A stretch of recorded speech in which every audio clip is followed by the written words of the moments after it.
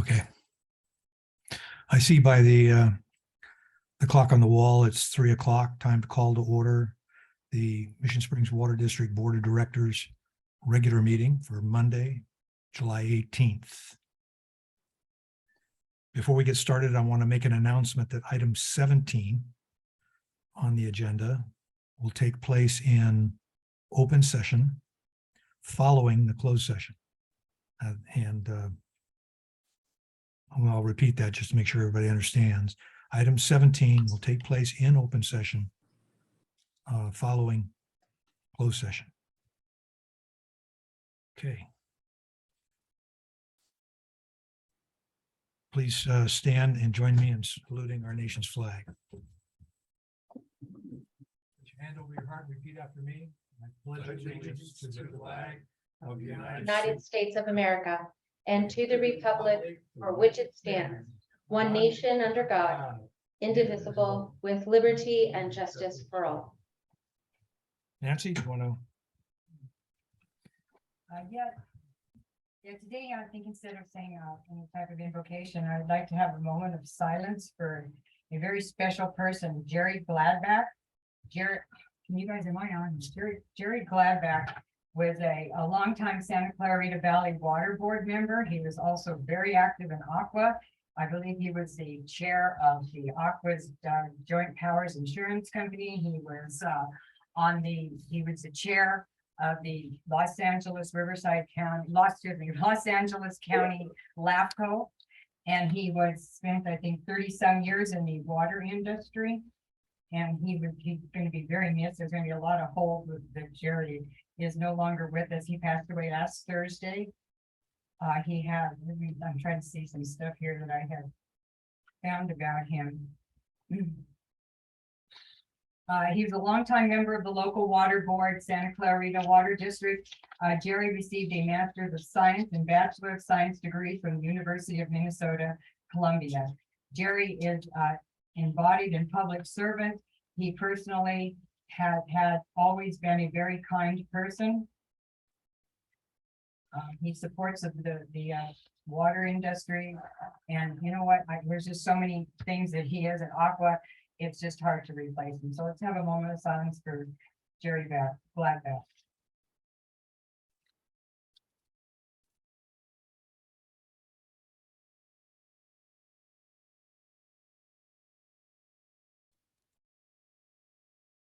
Thank you. Thank you. Could we have a roll call, please? Director Grasha. Here, ma'am. Director Sewell. Here. Director Duncan. Here. Vice President Wright. Here. President Martin. Here. Thank you. We have quorum. Okay. Counselor, would you go over rules of procedure, please?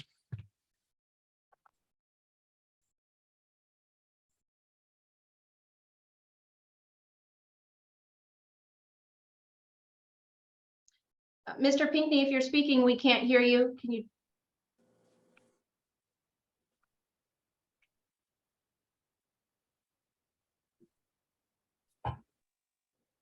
You can come over here and sit at this desk.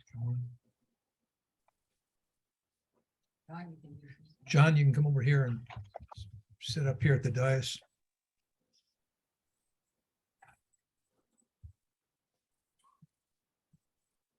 You can keep that open. We can't hear him.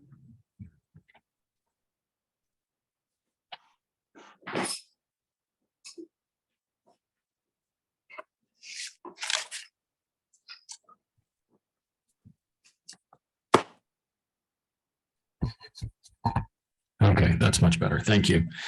According to the rules of procedure adopted by the Board of Directors, all noticed meetings are conducted using Rosenberg's Rules of Order as a procedural guideline. Directors should refrain from responding directly to public comments at meetings of the board. The president of the board presides at all meetings and decides all points of order and procedure during meetings. The president is responsible for maintenance of order and decorum at all board meetings. No person should be allowed to speak who has not first been recognized by the president. No member of the board should speak more than once on any one subject until every other member of the board wishing to speak on the subject shall have been given the opportunity to speak. No board member shall interfere with the orderly progress of a board meeting. The board president regulates the amount of time to be dedicated to a particular agenda item. Okay, thank you. Item 5, public input. This is the opportunity for members of the public to address the board on matters within the board's jurisdiction. Please limit comments to 3 minutes or less. State law prohibits the back board from discussing or taking action on any item not listed on the agenda. Do we have any members of the public wishing to speak? Not that I'm aware of, but one member of the public joined after you called the meeting to order. If there is any members on the line who care to make public comment, please unmute your mic.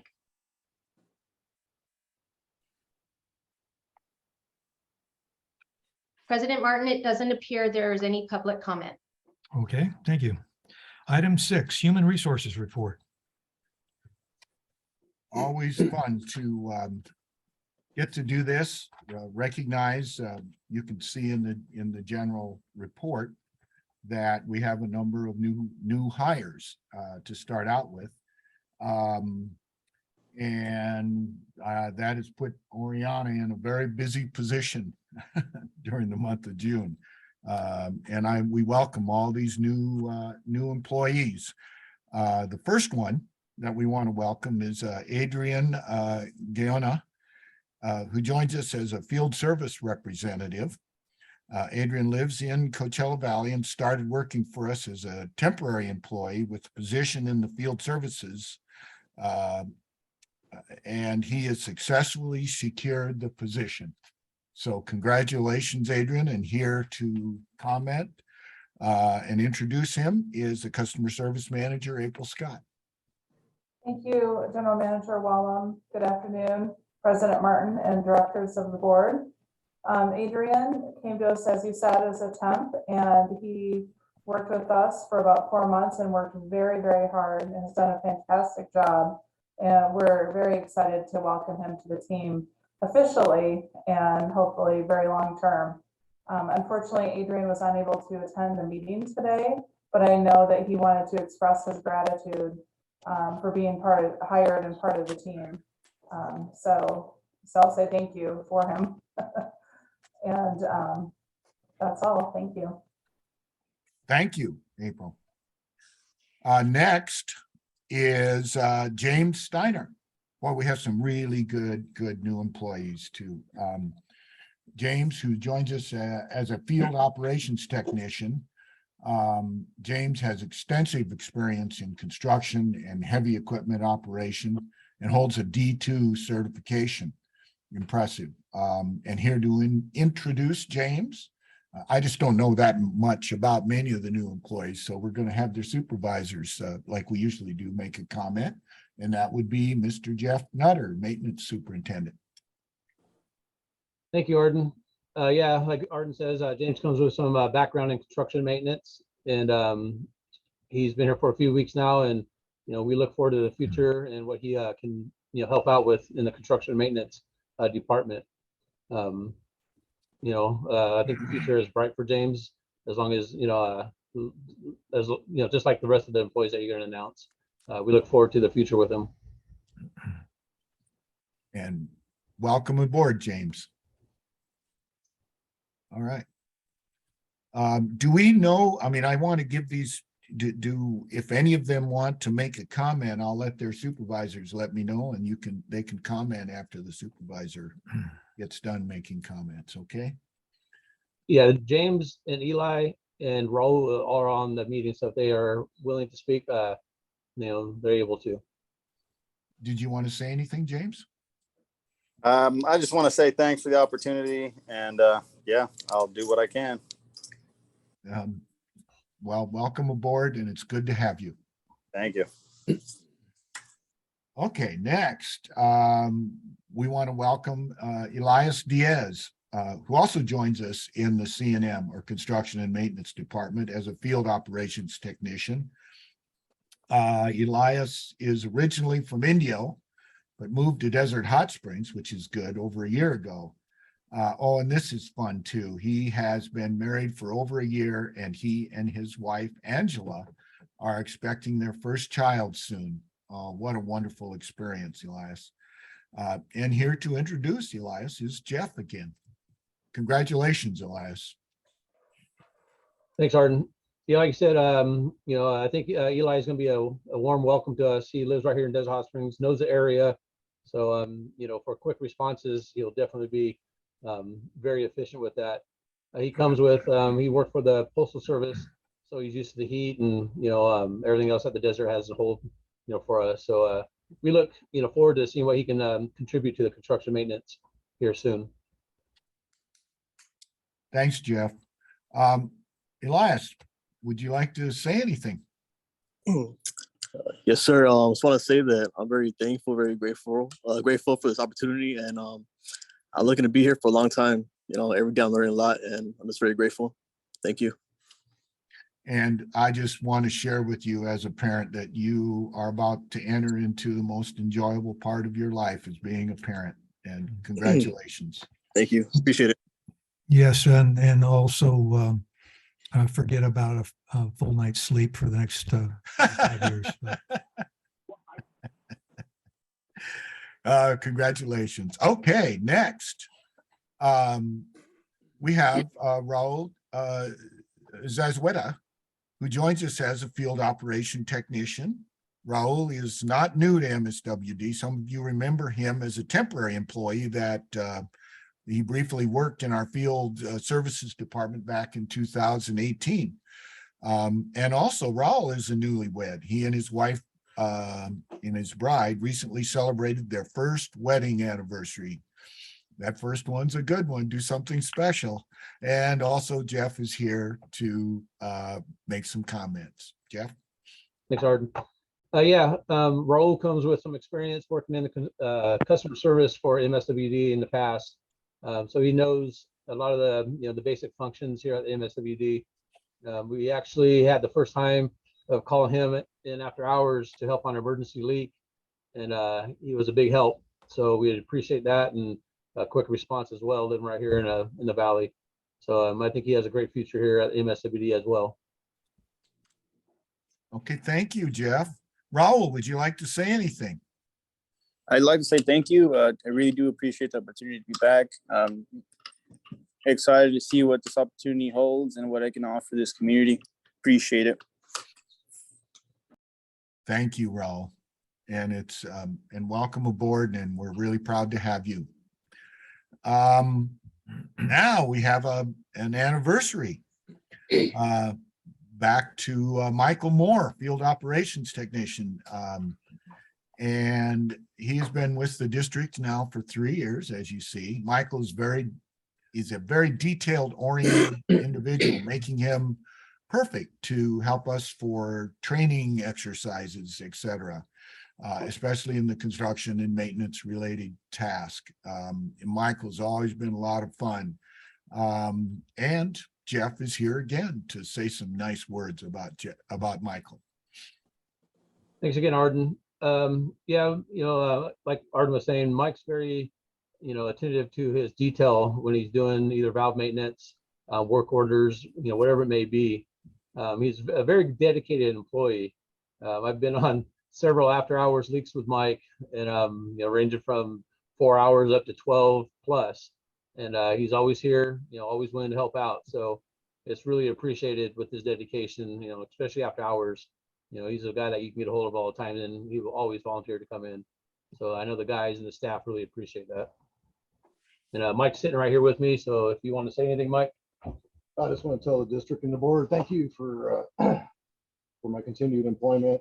Appreciate all the employees and management that I have that work around with me to make my job easier. So I do appreciate having a knowledgeable staff and having the right tools to do my job correctly.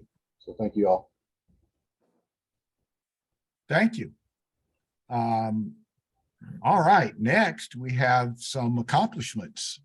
We have two people that we're proud to announce that Tim Owens and Teresa Murphy have received their water treatment operator grade 2 certification. It's administered by the State Water Board, The certification of water treatment operators helps us ensure that the knowledge and their knowledge is good and correctly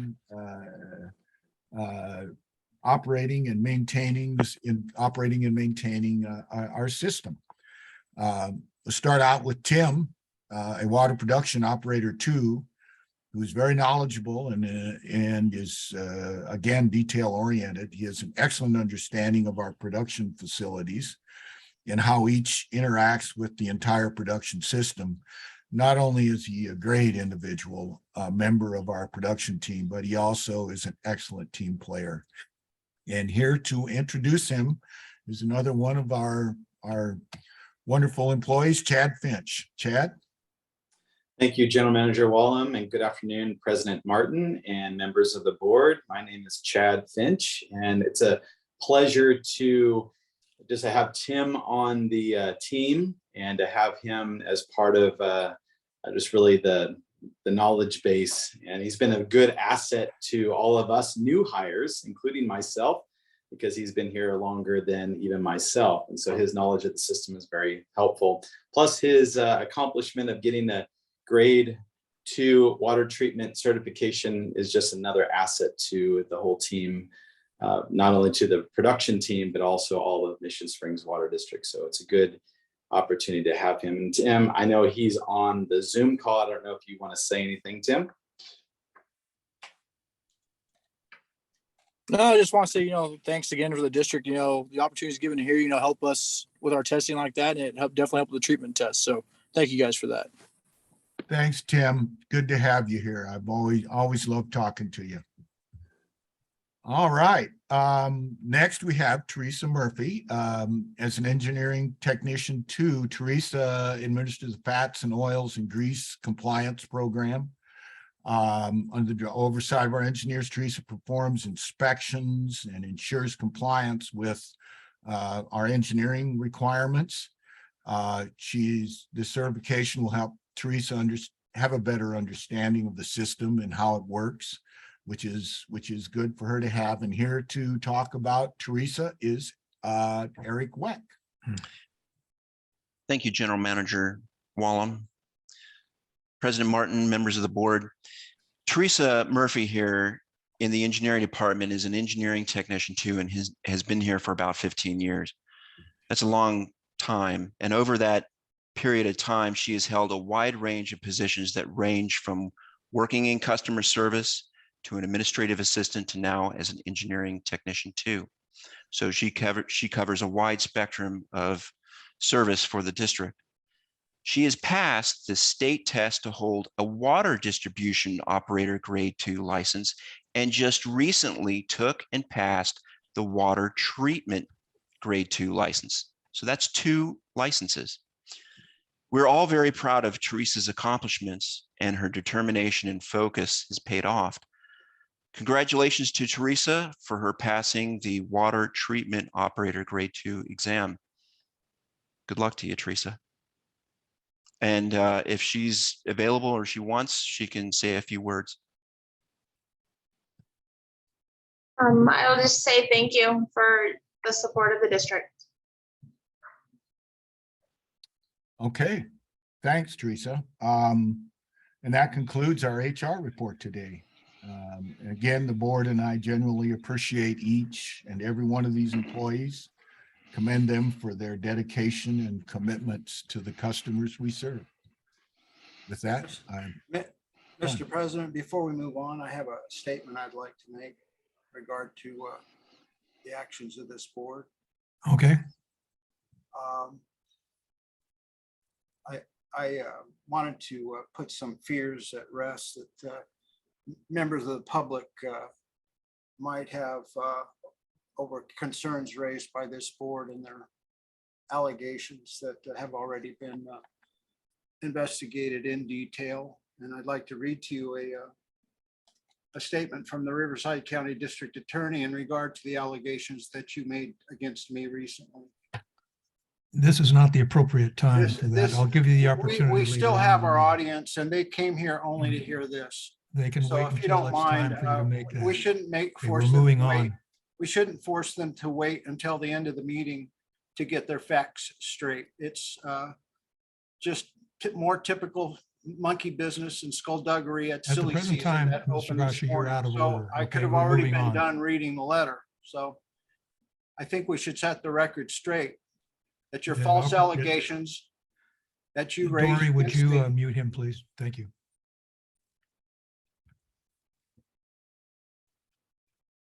Okay.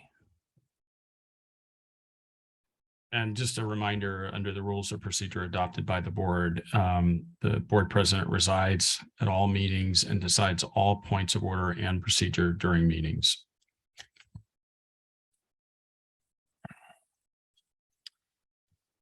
Okay, moving on to item 7, resolution 2022-17, amending resolution number 2021-18, revisions to the Mission Springs Water District personnel rules and regulations. We went over this on Thursday. Is there anything further from our general manager? No, but Oriana, we did make some changes to the original one, and I think you have the final version there. Okay. Did you have anything additional that you wanted to state, Oriana? There was one clerical issue there on item Rule 5L 4 on page 11 there, where it basically says a general manager, or it should say designee, not there, but it can be either way. It doesn't make any difference, really. So that's all I have to say. Oriana, did you have anything you wanted to say?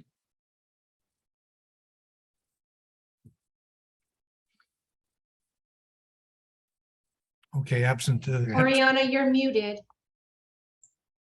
Sorry. The changes that were introduced at the study session have been incorporated into your packet. So other than what General Manager Wallum noted, the word there struck out of the Rule 5L. I have no additional changes. Thank you. Yeah, it doesn't change the meaning of it or anything. Okay. Okay. I have a question about this. I've got. Yes, sir. Yeah. Vice President Wright, go ahead. Yes, on the Rule 35, though 39, the last one there that Ariana, you told us to read at the end of the study session. And I've got a question on that, wondering if it would be about the part about paying for higher education and stuff at work and that one. I think it's a great idea, but and then getting a raise once accomplished. Is there anything that we should put in here that says that, you know, I just don't want people to get that raise, you know, get the certificate, get the raise and then leave. Is there anything to say that they have to stay around for a little while if they go through this particular process, or can we do that? I think Maybe we it's can, not but legal. I think that's a question for I council. don't know. Is that something that can be done? Or? We do have a rule that if the district helps the employee pay for the degree, that they are to stay with the district for at least 1 year or pay the district back for Oh, okay. the expenditure. Yes. Yeah, I Okay, did. I didn't read We that. have that. So yeah. that's somewhere else? Yes. Stated somewhere else? Okay. Yes. Okay, thank you. That's all. But it isn't 5 years or 3 years. Well, it's I 1 just year. want to know, yes, something. I mean, Yes. because, you know, you don't want them just to get it and leave. So, Okay, any other questions or comments from the board? Just one. Okay, go ahead, Steve. On here, I don't want to try to read through it and find it, but there was one item on here that grabbed my attention because something that I would be guilty of. My first question is the board held to these rules? And if so, then I'd like to ask another question. No, this is the employee handbook. I believe the board has a different handbook that they Okay. abide So by. I would not be in violation of the personnel rules if I send a copy of the, for instance, the calendar sent out to directors. If I sent that to my personal email address, I wouldn't be in violation of the personnel rules. I just want to make sure that I'm not voting for something that I'm going to get called out on the carpet for again. That will be a legal question. I'm not sure the details of the board handbook, but I know that the employee handbook applies to the employees and the board is not considered per se employees of the district. Maybe council can help us with that question. Yeah, I think your answer was responsive, and that is that what's before the board right now doesn't apply to the board members. Okay. Well, that raises another set of questions that I guess we should take up at another time. And that is, so what happens if somebody sends their calendar to their personnel email as a note, for instance? And I don't want to start a big discussion here because I know we want to get through the agenda, but it worries me that some of this stuff is that I know in my own case, there's nothing scary about sharing with your wife or spouse a calendar event that might happen in the future of an event that somebody might want to attend. And this can obviously stand true with employees. And I'd like to know what are the, what happens when someone violates that rule. And I know everything is up to the general manager, and I'm not sure that's a good idea either, because favoritism can come into play, and that's always worrisome. So I just want to make sure that we're not creating a more hostile work environment than what we already have. Okay, thank you for your comment. Any other questions or comments from the board? Randy, anything? No, thank you. Okay, with that, I will entertain a motion to approve resolution 2022-17. Do I have a second? I'll second Sorry, it. who made the motion? I did. Randy will second. We have two people making a second. Who wants to take it on? I'm sorry, I didn't hear anybody else. Okay, Vice President Wright has seconded the motion. Could I have a roll call vote, please? Director Gracia, Yes. Director Sewell, Yes. Director Duncan, Yes. Vice President Wright, Aye. President Martin. Yes. Thank you. Motion carries. Okay. Moving on to item 8, resolution 2022-18, a resolution of the Board of Directors of the Mission Springs Water District proclaiming a local emergency persists, re-ratifying the proclamation of a state of emergency by Executive Order NS-09-21, and reauthorizing remote teleconference meetings of the legislative bodies of the Mission Springs Water District for the period of July 23rd, 2022 to August 22nd, 2022, pursuant to provisions of the Ralph M. Brown Act. That's pretty self-explanatory. Do we have any questions or comments from the board?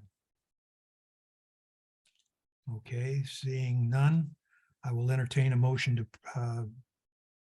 approve resolution 2022-18. Do I have it? So moved. Okay, Director Sewell made the motion. Is there a second? I'll make that second. Could I have a roll call vote, please? Director Gracia, Yes. Director Sewell, Yes. Director Duncan, Yes.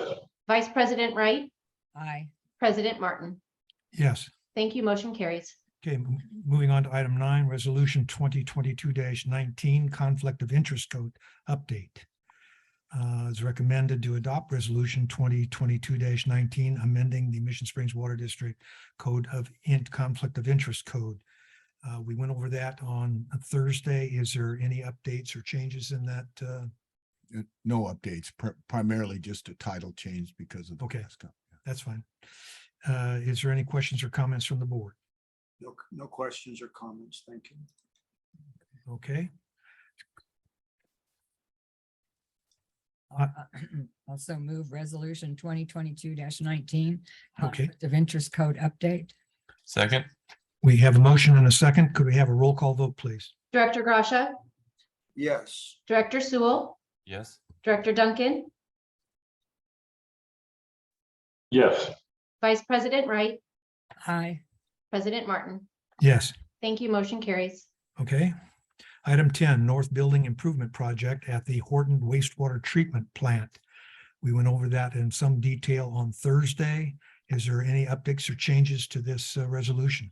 No, and I just want to reiterate what I said last Thursday, is that the reason we're doing this is we did have to break it down, and we because we couldn't get anybody to do it all as one package. So that split the project up, even though I don't have to take it to you because of that. I wanted to take it to you so that it was very transparent why we did that.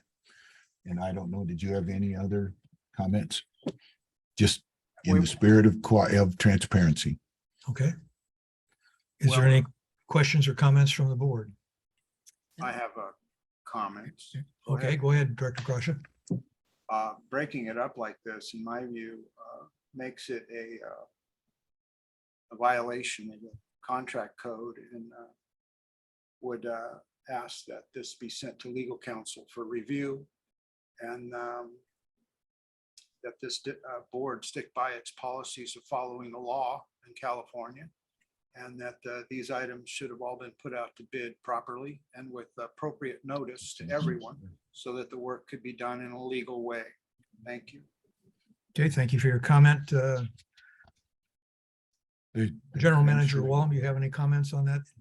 No, but I can let counsel, but we did a competitive process for each one of these. All right. We did ask for. Counsel, do you have any comments you want to make? Okay.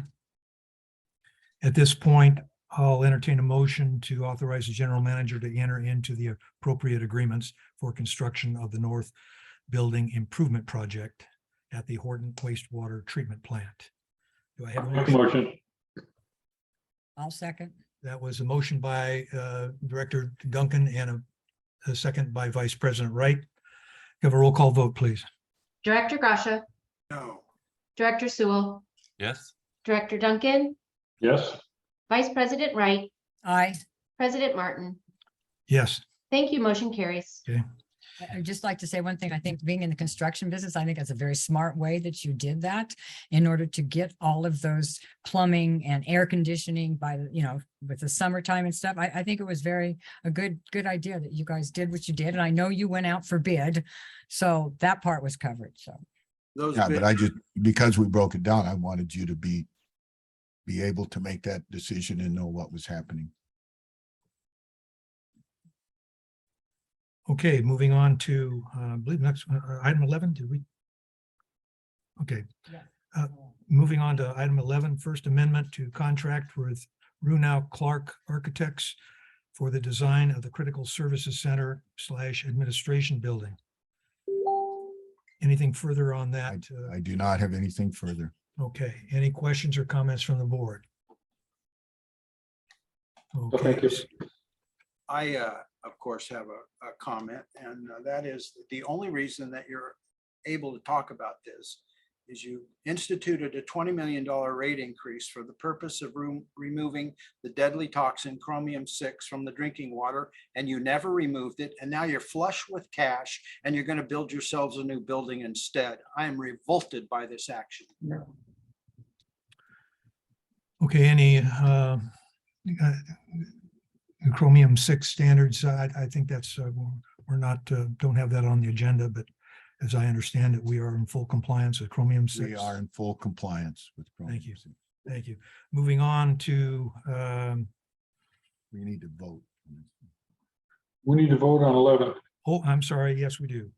Do we have a motion? Do we have a motion? I'll move item 11. Okay, is there a second? I'll second it. Okay, we have a motion and a second. Have a roll call vote, please. Director Grasha, No. Director Sewell, Yes. Director Duncan, Yes. Vice President Wright, President Martin. Yes. Thank you. Motion carries. Okay. Item 12, Resolution 2022-20, recommending approval of the Skyborne Development Assignment and Assumption Agreement. We went over that, I believe, on Thursday as well. Is there any changes or updates in that? No updates. We've been through this a couple times already, just the same process. Every time they have somebody that wants to purchase lots and build, we need to reassign those. Okay. With that, I will entertain a motion. First, let me ask any comments or questions from the board. Seeing none, I'll entertain a motion to approve the resolution on item 12. So moved. Okay, is there a second? I'll second. We have a motion. I'll and a s- second. We'll have a motion and a second. Could I have a roll call vote, please? Director Gracia, Yes. Director Sewell, Yes. Director Duncan, Yes. Vice President Wright, Aye. President Martin. Aye. Thank you. Motion carries. Okay, item 13, acceptance of grant easement deed for public water utilities easement. TT Group Incorporated Vintage Camper Resort. It is recommended to authorize the general manager to sign a certificate of acceptance, approving and accepting the grant of easement deed from TT Group Incorporated dated June 18th, 2022 for a public water utilities easement located on APM 656-050-011, City of Desert Hot Springs. General Manager Wallen. Yeah, and we're gonna have Eric Weck. This is one of the items that I told you it was pretty much ministerial or procedural, Okay. but Eric will explain it. Okay. Good afternoon, President Martin, members of the board. This is a relatively minor issue. This vintage camper resort has a water line with two fire hydrants on the property. And we found out that they wanted this water line to be, there was a relocation needed. And so in looking at the plans that they provided us, we found that there was no easement. And so this is to close the loop on that issue. So at the end of the day, the relocated line will be within Mission Springs Water District easement that we can maintain and own. Okay. Fairly simple process. Any questions or comments from the board? No comment, no question. Okay. With that, I will accept a motion to authorize the general manager to sign a certificate of acceptance. So moved. Do I hear a second? I'll second it. Okay, we have a motion and a second. Could I have a roll call vote, please? Director Gracia, Yes, ma'am. Director Sewell, Yes. Director Duncan, Yes. Vice President Wright, Aye. President Martin. Yes. Thank you. Motion carries. Item 14, acceptance of the Horton wastewater treatment plant chopper pump installation by Vaughn's Industrial Repair Company, Inc. It is recommended to accept the Horton wastewater treatment plant's chopper pump installation as complete and authorize the release of retention money held for Vaughn's Industrial Repair Company in the amount of $1,979.41, 35 days after filing the notice of completion. General Manager Wall. Again, this is procedural. We've determined that the project is complete and we have been retaining this amount of money and we're releasing it and putting on notice that the project is complete. Okay. Any questions or comments from the board? Oh, thank you. Okay, seeing none, I will entertain a motion to accept the Horton wastewater treatment plans chopper pump installation as complete and the authorization to release the retention money held. Okay, do I have a motion? So moved. Is there a second? Now second. Okay, could I have a roll call vote, please? Director Gracia, Yes, ma'am. Director Sewell, Yes. Director Duncan, Yes. Vice President Wright, Aye. President Martin. Yes. Thank you. Motion carries. Okay, item 15, approve change order number 1 with Legend Pump and Well Service, Inc. for on-call well and booster maintenance and repair services. It is recommended to authorize the general manager to approve change order number 1 with Legend Pump and Well Service, Inc. for on-call well and booster maintenance and repair services.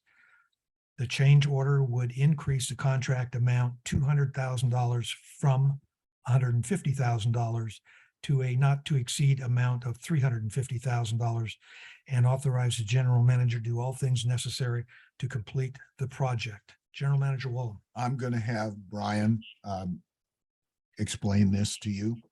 It's one of those things where we needed some work done. So Brian, you want to take it from there? Thank you, General Manager. Thank you, President Martin, for allowing us to give this presentation to you. And I apologize for the short notice. But as you recall, back in February, we awarded 3 as-needed services to 3 contractors. We asked each of those contractors to bid on a variety of different items.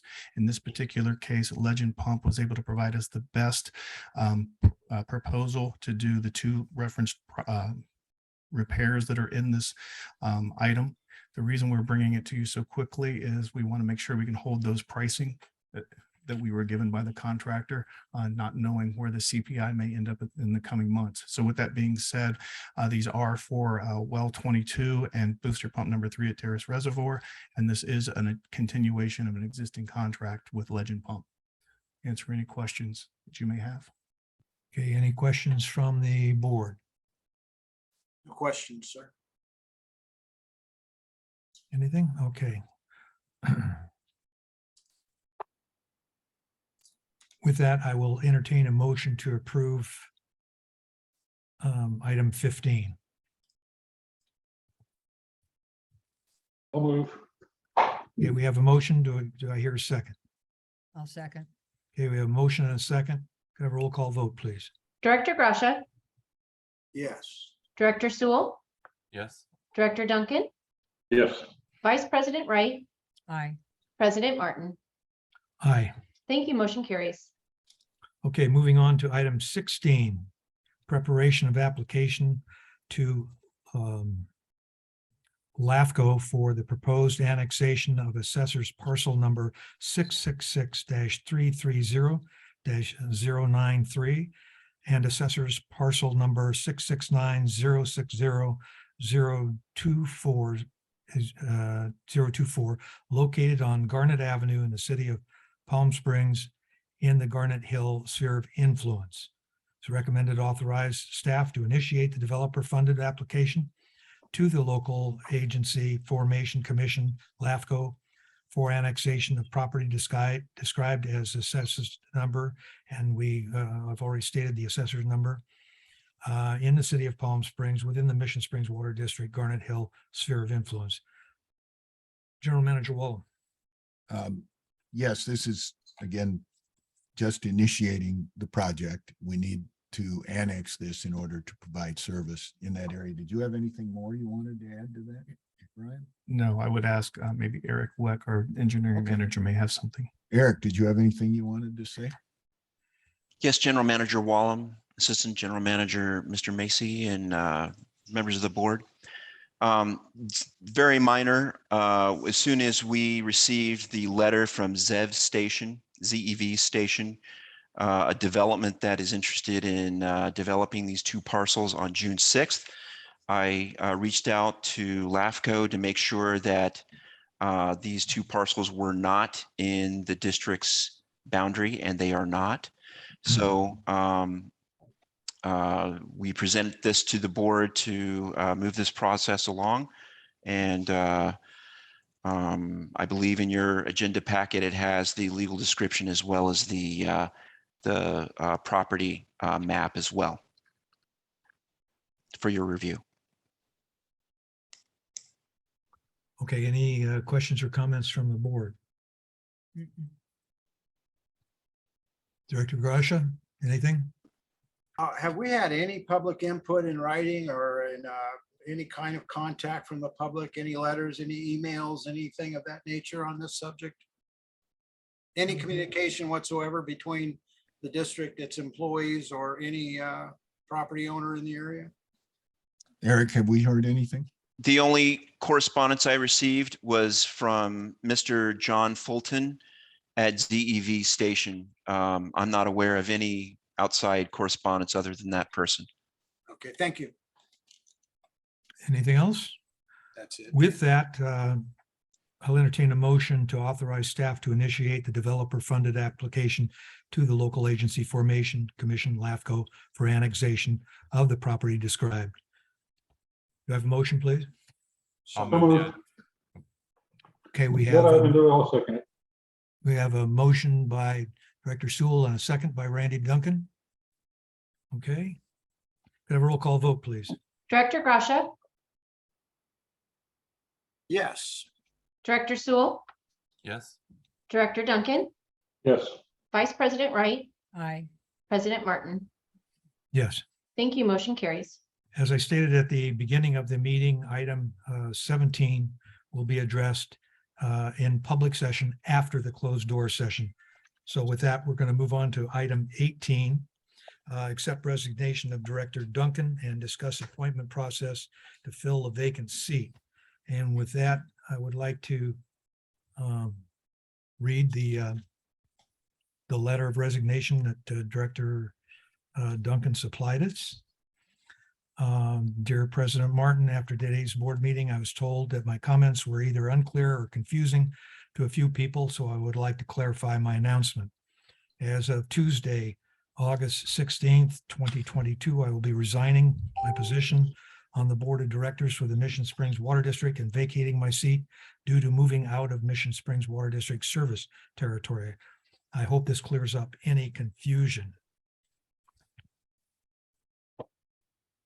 And with that, we have any questions or comments from the board? First, I'd like to start off with the Director Duncan. Do you have any comments or questions you'd like to state pursuant to this? No, nothing more unless somebody has a question about it. Okay. Mr. Chairman, I'd like to make a motion that we address, accept Director Duncan's resignation effective June 13th, 2021, as outlined by the district attorney's letter written on June 3rd. Thank you. No, sir. Is there a second to that motion? Okay. Any other comments from the board? I'm sorry, what? Mr. President, I'd like to make an amendment to my recent motion, and that is to accept Mr. Duncan's resignation as of August 16th, 2022, and instruct the general manager to determine how much money Mr. Duncan was paid by this agency to the date of the district attorney's letter of June 13th, 2021, and direct the general manager to take all actions necessary to recover those funds from the former director. Okay, do we have the first motion died for lack of a second. Do we have any, do we have a second on Director Grosh's most recent suggestion, motion? Okay, without a second, that motion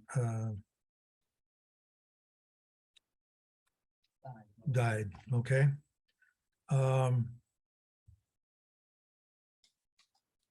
I'd like to make one comment here, and I want to thank Director Duncan for your years of service to the Mission Springs Water District. And I wish you all the best moving forward. And with that, I'd like to make a motion that we accept the resignation of Director Duncan effective on the date contained in his letter, which is Tuesday, August 16th, 2022. Do I have Thank a you for your second? comments, and I'll second that motion. Okay. We have a motion and a second. Any further discussion? Did you want to make a comment, Director Duncan? No, not right now. Thank you. Okay, all right. We have a motion and a second. All those in favor of accepting the letter of resignation, sir, could we have a roll call vote, please? Director Grasha, No. Director Sewell, Yes. Director Duncan, Yes. Vice President Wright, Aye. President Martin. Yes. Thank you. Motion carries. Okay, and I understand that the second half of this is a discussion of appointment process to fill a vacant seat. General Manager Wallen. Oh, I'm going to turn that over to counsel. He will offer you the legal guidelines that we must follow in order to replace the director in this position. So as the board just covered, the Director Duncan resigned. The board has accepted that resignation. So as of August 16th, there will be a vacancy at that time on the board. Of course, Mr. Duncan is free if he chooses to do so to resign at an earlier date. But as of now, August 16th would be the effective date of his resignation, and then there would be a vacancy in the office. Under the government code, the district shall notify the county elections official of the vacancy no later than 15 days after either the date on which the district board is notified of the vacancy or the effective date of the vacancy. So in this case, it would be 15 days from August 16th. It's whichever is later. So in this case, it would be 15 days from the August 16th date. The remaining members of the district board may fill the vacancy either by appointment pursuant to subdivision D of this code section or by calling an election pursuant to subdivision E. So I'm now going to cover subdivision D. And what that provides, that deals with the appointment process. And what that provides is that the remaining members of the district board shall make the appointment within 60 days after the effective date of the vacancy in this case. The district shall post a notice of the vacancy in 3 or more conspicuous places in the district at least 15 days before the district board makes the appointment. The district shall notify the county elections official of the appointment no later than 15 days after the appointment. In this case, the vacancy is occurring in the first half of Director Duncan's term and less than 130 days prior to the next general district election. So the person appointed to fill the vacancy shall fill the balance of the unexpired term of office. Now, as an alternative to making an appointment, the district board can call an election under subsection E. In lieu of making an appointment, the board may, within 60 days of the date the district board is notified of the vacancy or the effective date of the vacancy, whichever is later, call an election to fill the vacancy. The election called pursuant to this subdivision shall be held on the next established election date that is 130 or more days after the date that the district board calls the election. So just to summarize, if the board is inclined to appoint a replacement after the August 16th date, you'll have to give notice. I assume that you'll want to interview candidates. You'll have an opportunity to do that, but you need to make the appointment within 60 days after the effective date of the vacancy. Okay. Any questions or comments from the board? Anything? I have a comment. Okay, Director Grasha, go ahead. It should be clear to the public that this charade is all occurring so that the board of directors can avoid calling for an election, as filing for this seat would have opened this morning. We would have had time to get this on the ballot for a November election and allow the electorate to decide on who should fulfill the obligations of Mr. Duncan. It's unfortunate that this board is up to shenanigans continually and it never ends. And here we are going to be forced with another hand-picked successor picked by Nancy Wright and the regime. Thank you. Okay, any President Martin, just yes, to go ahead. clarify, the board doesn't have the power to remove someone that's elected by the residents of this district. I mean, that's something that we hold sacrosanct, the right of the voters to choose their representatives. And you as a board don't have the power to remove a board member. And even if the board were to try to do something like appoint another board member, you'd have potentially 6 board members in a dispute over who rightfully held the office. And the law recognizes that. And so what the law provides is that absent a director, in this case, Mr. Duncan, resigning, which he's done, the only way to remove him would be to go through the quo warranto process. That's the sole exclusive remedy. If somebody wants to remove or challenge somebody's right to hold office or claim that their office has been deemed vacant by operation of law based on the facts, then an application is prepared to the Attorney General, and that application has to be submitted to the Attorney General. The responding party then has the right to notice of those proceedings, and then they have 15 days to respond. And then what's called the relator, the party that is initiating the quo warranto process, has 10 days to reply to that opposition. And then when all the materials are submitted to the Attorney General's office, they review the materials. They have the ability to ask for follow-up information if they deem that's prudent. And once the Attorney General's office finishes their analysis, they alone decide whether there is significant dispute of fact and law that would warrant the filing of a lawsuit in quo warranto to determine whether a seat has been vacated or not. So just to be clear, even if this board wanted to deem another board member as having vacated their office or no longer on the board, it doesn't have the power to do that. The sole process for doing that under our system of law and government is the quo warranto process. And one of the benefits of that process is that it gets a neutral third party, the Attorney General, involved to review the application and the evidence and evaluate whether there's good cause and whether it's also in the public interest to allow a lawsuit to be filed. Okay. So in short, we do have the authority to set an election for November, and we can do that tonight.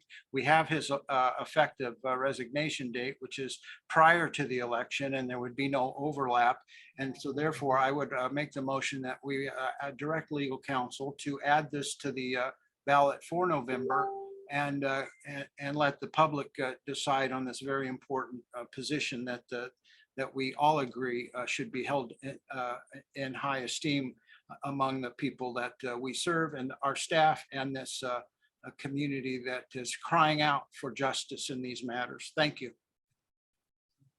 Okay, yes, you. I think Mr. Pinckney just said, we have 60 days to do that, which would be October. Therefore, excuse me, the November 8th election is out. Anyway, you look at it, and having two elections, one in October and one in November, to me seems really confusing to the electorate out there. I think and excuse me. And so I would say that, and I also believe that I think July 1 was the last day that anybody could have added their name into onto the campaign, excuse me, onto the ballot for the November 8th election. Was July 1, was that true? Am I right there? So John? you, as a board, you can either appoint someone to fill the vacancy once it occurs. There's not a vacancy until the date that was stated in the resignation notice and accepted by the board.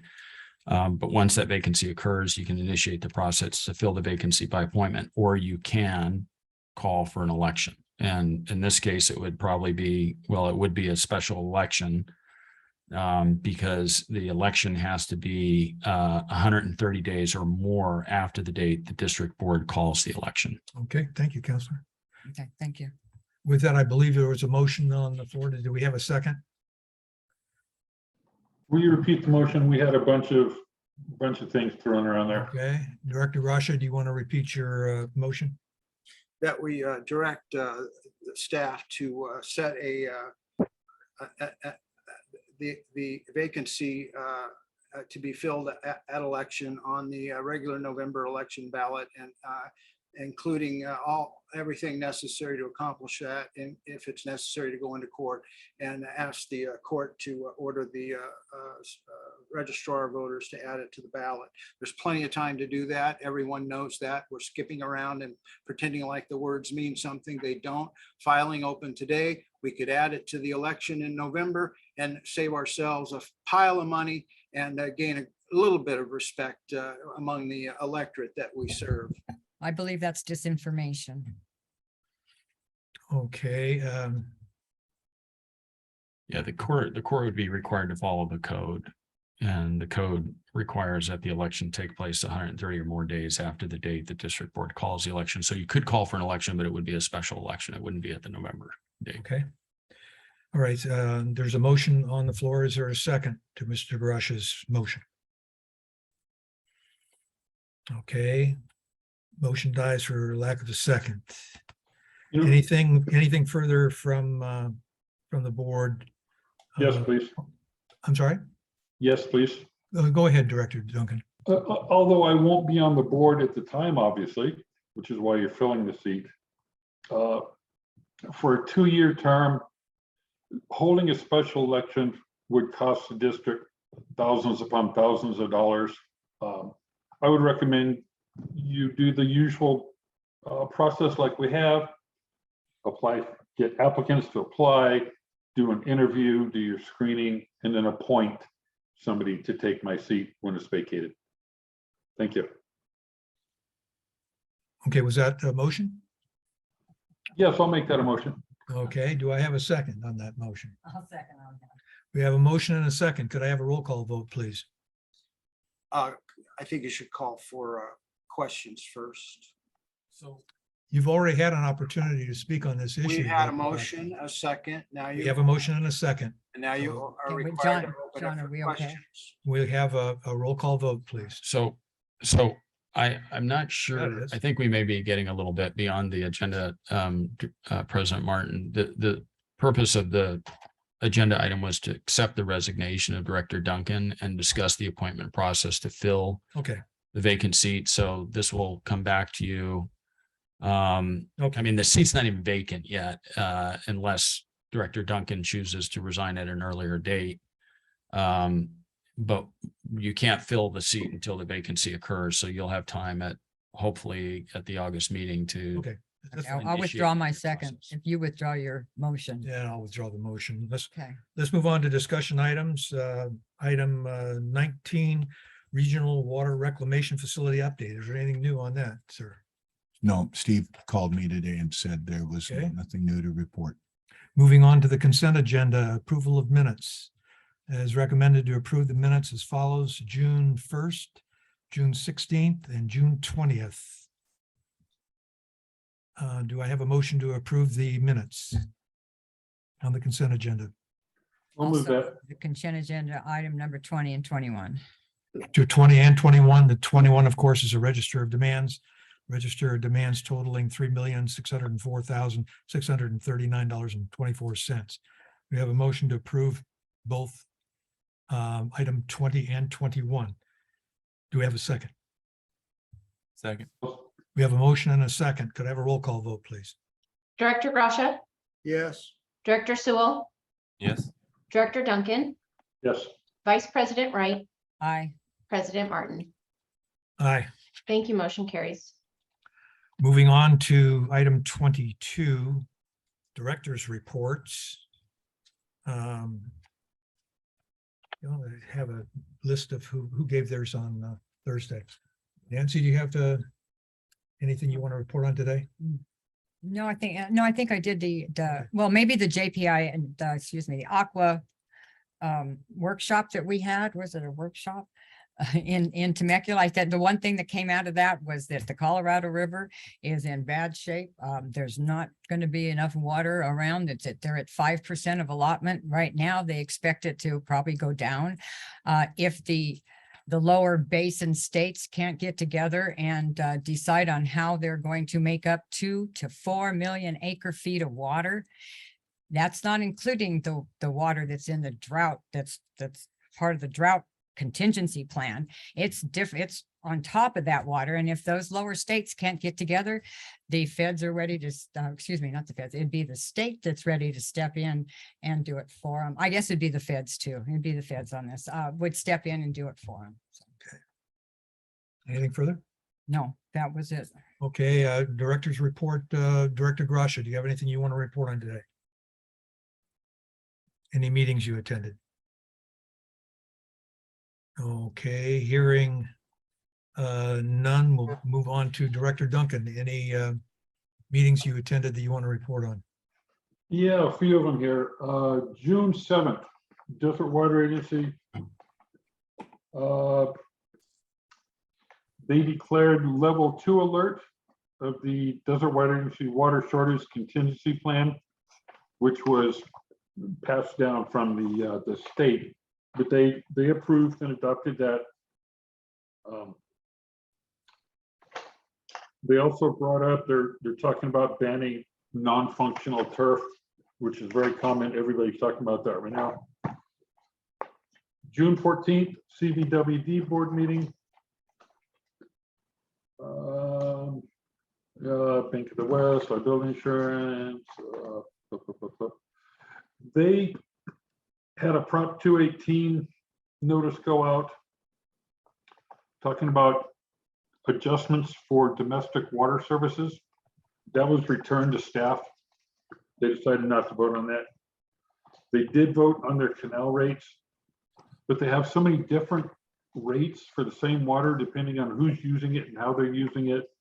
I didn't even try to write them all down. Phil Williams, who we've known on this board for years and years and years, has kept his LAFCO seat. Nancy already knows that, but the rest of us, at least I didn't. I like Phil. He was always good for our district. Desert Water Agency June 21st board meeting was very quick. I think I reported on this last month because I remember recharge for Mission Creek Subbasin is now $175 an acre foot. It's going to, I believe, 190 next year. It'll stay the same for this year. Lastly, June 28th, CVWD board meeting was a marathon meeting, and they really did nothing that affected us. It was just kind of an in-house cleanup for them, but it lasted until 11:30. So that was a fun day. And that is the end of my June meetings. Okay. Director Sewell, anything? Yes, I have a few. Okay. June 1st, Greater Coachella Valley Chamber of Commerce Morning Mixer was a good event, but nothing significant to report. Then the 3rd Greater Coachella Valley Chamber of Commerce held a legislative meeting. Assembly member Mays and Garcia were scheduled to be the speakers, but Eduardo Garcia was unable to attend. So it was just Chad, and it was pretty informal. He encouraged a lot of audience participation, and he said that he was able to be more open because he's not running for an additional term. But there's a wide range of topics, and I think everyone in the room is probably the most fun I've had at a legislative meeting. And then June 10th, regional plant groundbreaking.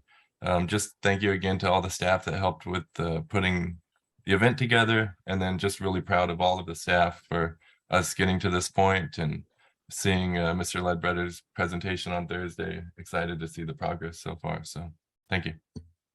Okay, that leaves me, I guess. On June 2nd, Desert Valley Builders Association's legislative meeting. I've got nothing to report there. On the 7th of June, attended the city council meeting, Desert Hot Springs City Council meeting. There will be a solid waste fee increase was approved. Also, a marijuana entertainment facilities downtown was approved. And Ted Meyerhoffen, who has resigned from the Planning Commission, it was brought to the attention of the public at that time on the 7th, and he is being replaced by Durwood Cook, and I'm not real familiar with that individual, but anyway, that's a city council meeting. On the 10th, regional plant groundbreaking. I'll echo the comments and the sentiments by the other board members who have already spoken on this. Outstanding work by everyone involved, and they're very professional. On the 14th of June, Riverside County Board of Supervisors meeting at a public hearing on conditional use permit for a cannabis retail facility in Anza. It took 2.5 hours, 25 public speakers, and the permit was denied. On June 23rd, Desert Valley Builders Association Member Appreciation Night at the Palm Springs Air Museum. There was a presentation by the National Association of Home Builders, which is a lobbying firm, and Desert Valley Builders Association is now a member of that organization. On 6/24, the Aqua Region 9 program, and Vice President Wright has already covered that extensively. Nothing further to add. On the 7th, Riverside County Board of Supervisors, nothing to report there.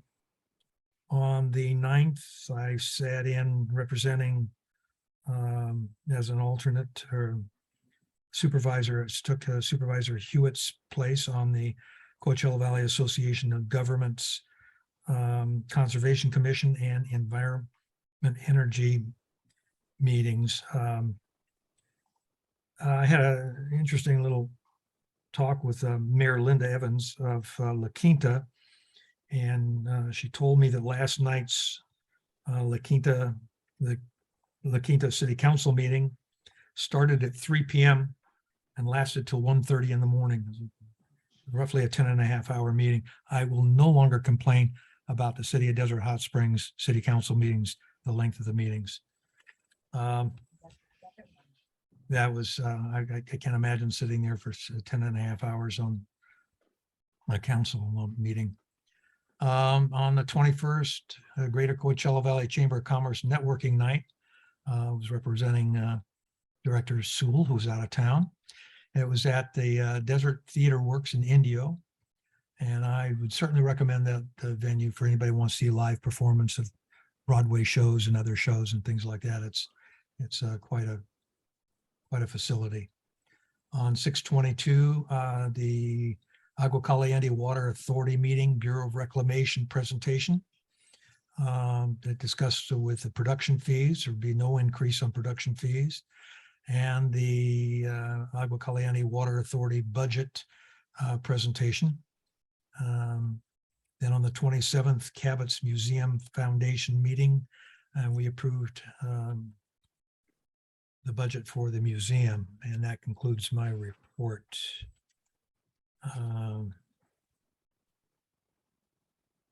Okay.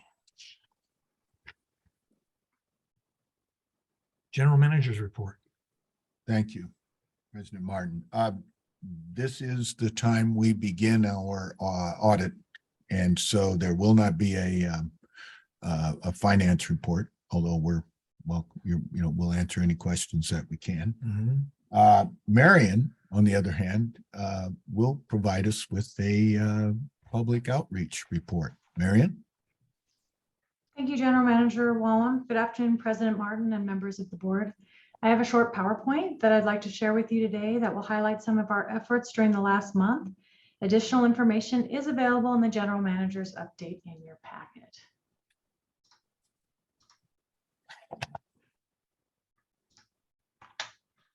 In June, the 2022 DHS Little League season came to a close. Mission Springs Water District sponsored a team in the 14 to 16-year-old boys division. The Diamondbacks finished second place in regular season play and competed in more than 20 games, including matches against teams from Yucaipa, 29 Palms, and Banning. Some of the players continued on to the All-Stars competition and won the competition, which was hosted by 29 Palms.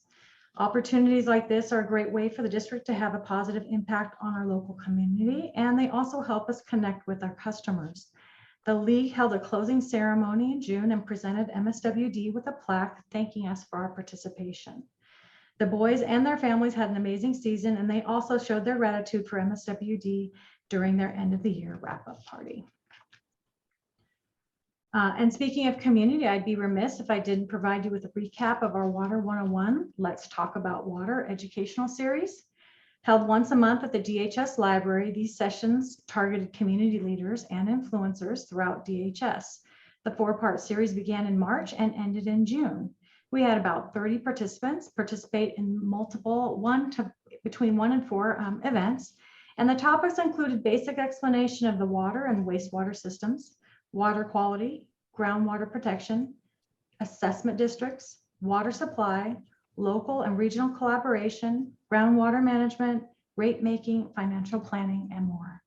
After completing the course, attendees came away with a good overview of the district and how we operated. We received good feedback from the participants, including comments such as very well organized and informative, good information, great Q&A, friendly and knowledgeable presenters. Many of those participants have already asked when the next set of classes will start because they're looking forward to attending them again, or they would like to invite others to participate. We are currently planning to hold another set of classes in the fall. In addition to our in-person outreach efforts, we have continued to promote many of the programs, services, and projects the district is currently involved with. This includes continuing the positive momentum received from the June 10th groundbreaking ceremony. Following the event, the district penned a joint opinion piece with Valley Sanitation District that highlighted the efforts in both the eastern and western Coachella Valley to protect groundwater. The piece was picked up by the Desert Sun, Aqua, and it appeared in the special district's news feed, along with being shared on various social media platforms by various agencies. We have also updated our billboard on Palm Drive to promote the construction phase of the regional plant project, and we'll be continuing to share the progress of the construction on our social media pages. In support of the state's goals to reduce water usage, we have been enhancing our promotion of water conservation as outlined in stage 2 of the district's water shortage contingency plan. In addition to social media posts and bill messaging, we have added a new water waste reporting form on our website. The public affairs team and the customer service team have been collaborating to ensure we have systems in place to address, track, and monitor these reports. In addition, we are revamping our door hangers and our public outreach materials to reflect the current drought restrictions. Last month, customers also received a copy of this year's water quality report, which includes a wealth of information about the district in the printed 12-piece document. We are also continuing to promote registration on our new Customer Connect web portal. The accompanying video has been viewed more than 3,500 times, and to date, we have approximately 17% of our customers signed up. We are continuing to reach out to our customers with direct mail and social media promotion, and we are continuing to see weekly increases in our registrations. Lastly, I wanted to provide you with a quick preview of the new CV Water Counts campaign for the 22-23 year. As California enters into its 3rd straight year of drought and the Colorado River system is experiencing record-breaking shortages, the 6 water agencies that make up CV Water Counts are expanding our regional outreach efforts to include additional drought and conservation messaging. Working with the Hunter Johnson marketing firm, we are leveraging the brand recognition of Splash, the CV Water Counts mascot, while elevating the message to stress the seriousness of drought and the importance of conservation. While you will see some of the illustrations from the previous Splash campaigns, the bulk of the new campaign utilizes real-life videos and photos to give the campaign a more elevated, serious, and polished feel. In the longer ads, you will see references to the California drought and the calls from the governor to reduce usage by as much as 15%. Planned components include online banner ads, paid search result placement, outdoor billboards, paid and non-paid radio and TV, print and social media ads, all in English and Spanish. It is a very robust campaign, so you should start seeing ads in the coming weeks if you've not already done so. On your screen, I've included a few of the early design comps just to give you a feel for what the new campaign is going to look like. And that concludes my report for today. Thank you very much for all of your time. Thank you, Marion. That concludes the GM report.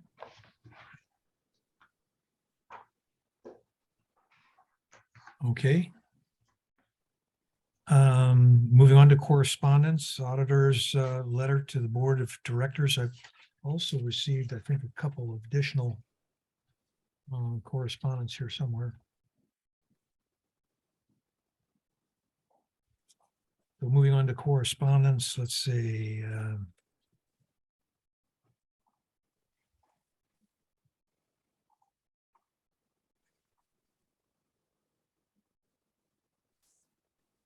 We have one for, okay, this is one I wanted to discuss too.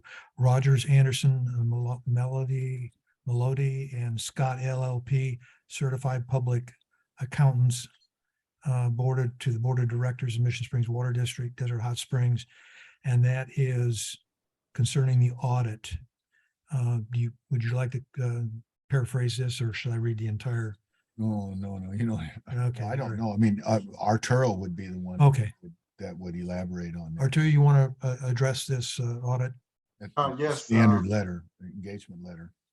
Yes, thank you, General Manager Wallum, President Martin, and directors of the board.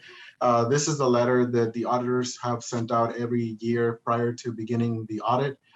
It is a reminder to the board of the process that they go through to ensure that we're in compliance with the state and with our customers in regards to the funds that we receive and how they are spent and how we meet those requirements.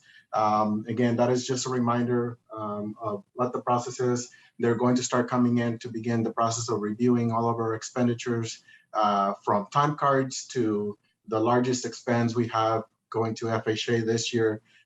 So be comfortable that they are looking at everything that you can think of. And obviously they do a sample of the information, and if within that sample they find issues or concerns, they investigate further enough to be comfortable with the amounts on the report that we end up submitting every year. After this, also received in the mail is a sealed envelope that they sent with my name on it. And within that envelope is also 5 sealed envelopes that are going to go to each of the board members requesting further information for the board members to reply to them with any concerns, issues that they may have for the auditors to look into, if there's anything to look into. And I will personally deliver these to your mailbox here at the Water District mailbox.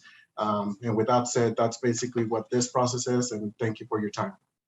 Okay. Any questions or comments from the board? Just to None make. for me. Go ahead. Ready for me? Yeah, go ahead, Steve. The auditor's letter that the accounting guy just mentioned, I've been on this board halfway through my 4th year, I think. And one of those letters has never made it to me. Always an excuse, never been able to participate in the auditing of this agency, to be able to prepare my concerns and deliver them to the auditor. It's one of the reasons why I welcome opening an investigation of that you've got going into closed session. It'll give me an opportunity to share my concerns with the State Attorney General's office, and in hopes of finally getting some recompense for our ratepayers on some of the very troubling issues that face this agency and are apparent to me and seem to be invisible to all of you. That's not. So with that, I thank the staff for promising that finally I'll be able to participate in that process. Okay, Vice President Wright, you have some comments? Yeah, I'd like just maybe a question for Arturo. I see he's still here. I was a little confused at what Director Gasha said a little bit earlier about $20 million in Chrome 6 and administration building, and we used it for that. And I don't understand what he's talking about, because it doesn't make any sense to me, because that's not what we're doing. Could you maybe explain a little something about that? Did you understand what he was talking about? Without further information, I couldn't give any specifics, obviously. So I'm not sure what the information would be. Okay, he stated that there was $20 million in our budget for Chrome 6. Is there $20 million in our budget for Chrome 6? There's not. I think Thank that he's protecting you from your And, own insanity. and is there, Your and own the words auditors, that I the might be- auditors would find that out anyway, right? They would be something that they would see. You can't take money from one column and put it into another column. Anyway, I just wanted to make sure, because I didn't understand what he was talking about. And so obviously you didn't either. So it was more lies, I guess, like he does, no information. Anybody, I would just like to tell everybody out there, fact check whatever this guy says, because I'm telling you what he says is half the time, 3/4 of the time, it's mixed up, it's not true, and he's just trying to character assassinate people. I'll be happy to Okay, share the facts with anybody. that wishes to ask. Your time has expired, Director Grasha. You had an opportunity at the beginning for your comments. This was Director Wright's response. So anybody else have anything, Director Sewell? Just one question, if Arturo could kind of elaborate on the audit process for our customers. It's something that's done every year, and I believe every 4 years it has to be a different firm. Is that just something you can elaborate on, and the history of our past audits? Yes, of course. That is state law that we have to have an audit, because we are a government agency that collects the funds from customers. Every year we have to submit not only to the board of directors, also to the state, an audited report that must be done within 9 months after completing the fiscal year. And every 6 years, we have to have a new set of eyes on the audit, which means the auditor can't get comfortable and just simply be there for as many years as they want without anyone else coming and looking at things. And then, because people get comfortable, and that's understandable. Someone new coming in looking at the information might find something else that might not be an issue, but might be an improvement for the district, which is always welcomed. We're always looking for ways to improve. So a new set of eyes is always what we're looking for as well. Over the last 10 years, I have not seen an audit finding from the auditors other than a few recommendations that we're always changing and improving. And hopefully the board can see that in the information that we're providing, not only every month, but within every audit. Thank you very much. I think that answers my question too, Arturo. Thank.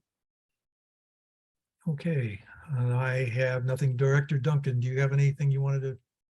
Yeah, real quickly, when I first came on, was it 17 years ago? And I'm sitting here, I can't pull his name out of our hat, our finance director, Wayne Nielsen. Wayne had his books, all lined up, had all his little ducks in a row. We had outstanding audits. Then when Matt came along, he actually improved on that. He improved the monthly reports, internal reports. We got even better on our audit. We got more compliments from several different auditors over the years, because like Arturo just said, we have to change companies for fresh eyes every once in a while. And I won't be here when this one comes out, at least on the board. But Arturo has made improvements over what Matt has. So I have absolute confidence that this report is going to come out and say that we are spot on to the penny. And our accounting technique is unquestionable. So that's all I have. Thank you. Okay. Moving on to item 25, District Council comments. Counselor? So today we will have a closed session, and it will be on the following item: conference with legal counsel, anticipated litigation, potential initiation of litigation pursuant to Government Code Section 54956.9D4, 2 potential cases. And then also we'll have a closed session discussion regarding the annual public employee performance evaluation related to the general manager. And then we'll come back, and after the closed session, we'll deal with item number 17. Okay.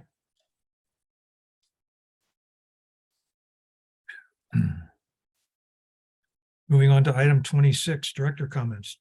Director Grasha, director's comments. Yes, sir.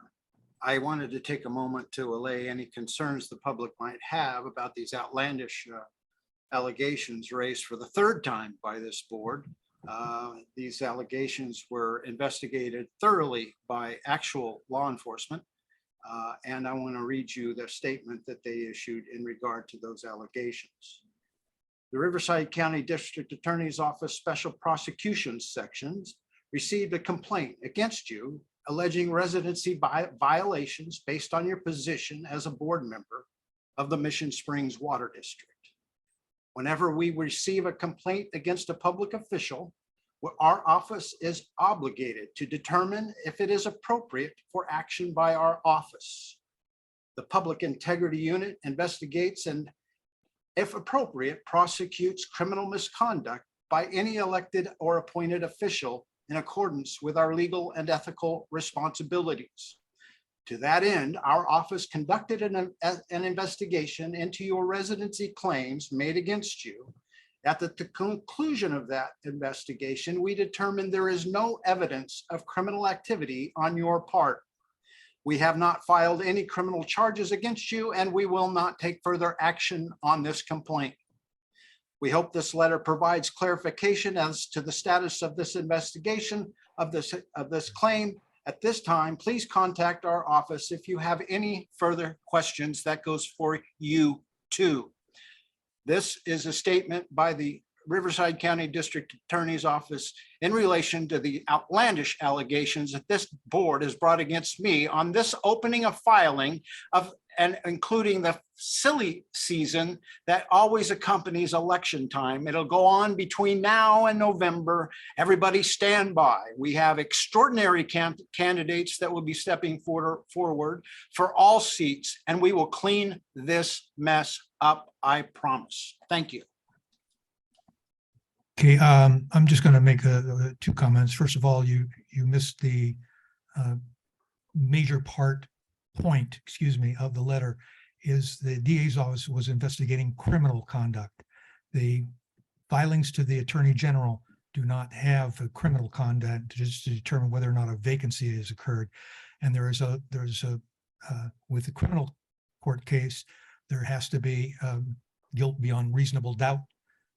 And in a civil case, a preponderance of the evidence. So there's a distinctive difference between those two applications of the law. So it is appropriate that this goes to the Attorney General's office under quo warranto to determine if a vacancy on your part has occurred based on the information this board will be providing. So with that, Counselor, you want to add anything to that? Okay, all right.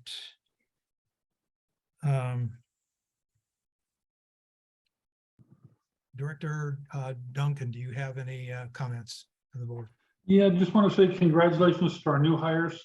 Welcome aboard. We're glad to have you here. And for those who have stepped up and got their certifications, you know, the district invests money in these people, and I think we definitely get our money's worth out of them. The more they learn, the better off we are. The more streamlined, the more educated our crew is.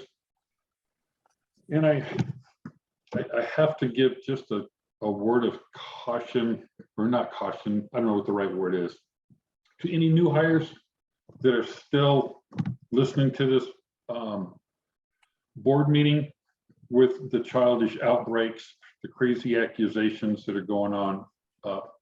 This is not the normal procedure for Mission Springs Water District, and it will change as of November. So that's all I have. Thank you. Okay, Director Sewell. No comments. Thank you. Vice President Wright. No, I'm fine, thanks. And I have nothing to add that hasn't already been stated before. With that, we will go into closed session. We'll take a 5-minute break.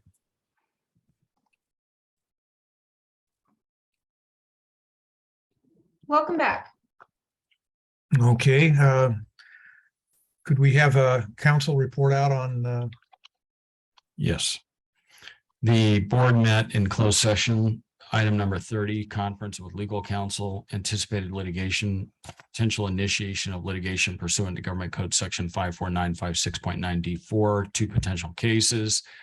And this discussion involved potential initiation of quo warranto proceedings against Director Duncan and Director Gracia based on the contention that they no longer meet the residency requirements to serve on the board of directors. Prior to the closed session, it was announced and that the board had accepted the resignation of Director Duncan, but there was still the potential that the board could have decided to continue on with the initiation of a quo warranto against him. And for that reason, he recused himself and did not attend the closed session. And Director Gracia, for the same reason, had a conflict of interest on that item because it's potential litigation against him and challenging his seat on the board on the grounds that he vacated or that he does not live within the district as required by the law. And there was no reportable action taken in closed session on that item. Item number 31 was annual public employee performance evaluation pursuant to Government Code Section 54957, title General Manager, and there was no reportable action taken on that item. And so that concludes the report out from closed session. Okay. With that in mind, go back to address item 17, resolution 2022-21, resolution of the Board of Directors of the Mission Springs Water District directing the district's general counsel to prepare, serve, and file application for leave to sue and complaint in quo warranto on behalf of the district based on the verified statement of facts of the district's general manager, Stephen Allen Gracia, concerning Stephen Allen Gracia. It is recommended that the board consider and take action to approve the resolution of the Mission Springs Board of Directors, directing the district's general counsel to prepare, serve, and file application for leave to sue and complaint in quo warranto on behalf of the district based on verified statement of facts of the district's general manager concerning Stephen Allen Gracia. Counselor, do you have a report you'd like to read into the record? Yes, as indicated previously, back in June, the board had met in closed session to consider initiating two quo warranto actions, one with respect to Director Duncan, one with respect to Director Gracia. And then on or about June 14th, Director Duncan submitted his resignation from office effective August 16th. That resignation was accepted today, rendering moot the previously approved quo warranto proceeding related to his residence. The resolution that's provided to you in your packet today reflects the board's direction that the application for leave to sue and complaint in quo warranto be prepared, served, and filed with the California Attorney General to initiate the process for obtaining leave to sue in the name of the people of the state of California for a judicial determination whether Director Gracia was lawfully elected to office and whether the office presently held by Director Gracia has been vacated because he failed to maintain his residence within the district. And so that's the item that's before you. I provided the board members with a package draft materials that we are working on that would form the basis of the application. And as I explained earlier in the meeting, there's a application that's filed with the California Attorney General's office, and notice will be given to Mr. Gracia that proceeding has been initiated. He'll have 15 days to respond and provide any evidence that he has in response. And then the district, as the relator or plaintiff, will have 10 days to reply. And then the Attorney General will make a determination of whether or not there is grounds from an evidentiary standpoint, legal standpoint, to proceed with the filing of a lawsuit in quo warranto. And the AG will also consider whether it's in the public interest to allow such a lawsuit to go forward. The kind of a summary of the allegations in the pleadings are voluminous. The materials that would be submitted to the Attorney General's office are fairly voluminous, but just to summarize some of the more salient points, on June 17th, 2022, the district received a complaint from Russ Martin, an individual and member president of the board of directors, which Martin had filed with the Riverside County District Attorney's Office in November 2020 regarding Director Gracia's place of residence at the time that he was elected and during his term of office. Director Martin requested that the complaint be placed on the board's agenda and that the board consider initiating a challenge to Director Gracia's qualification to hold office. The Martin complaint alleges the following: Director Gracia violated Government Code Section 1065 because on the date of his election to public office, he did not reside within the boundaries of the Mission Springs Water District.